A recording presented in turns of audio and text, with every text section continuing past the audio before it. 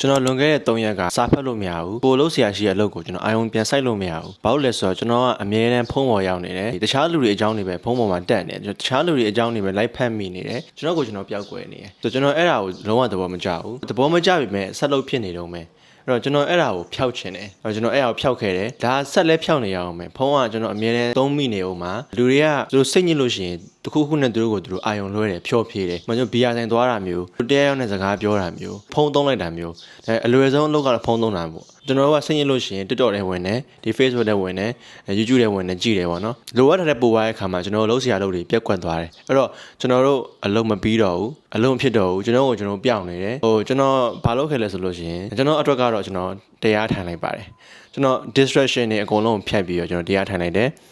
ကျွန်တော်ကိုအာယုံလွှဲနေတဲ့ကိစ္စတွေအကုန်လုံးကျွန်တော်အကုန်လုံးမေ့ပြီးတော့ကျွန်တော်တရားထိုင်လိုက်တယ်တရားထိုင်လိုက်တဲ့အခါမှာအတိတ်ကအကြောင်းလည်းမစင်စားဘူးအနာဂတ်မှာဘာဖြစ်မယ်ဆိုစိတ်ဝင်စားဘူးဖုန်းနဲ့အကြောင်းလည်းစိတ်ဝင်စားဘူးကျွန်တော်လက်ရှိငါဘာထိုင်ပြီးလုပ်နေရလဲငါတရားထိုင်နေရနှာခေါင်းထဲကိုလေဝင်တယ်လေထွက်တယ်ကိုပဲကျွန်တော်အာယုံဆိုင်လိုက်တဲ့အခါမှာ15မိနစ်20လောက်အချိန်ကုန်မှမသိကုန်သွားတယ်ဒါကြောင့်တရားထိုင်တာမဝဘူးဖြစ်နေတယ်ဘာလို့ကျွန်တော်တို့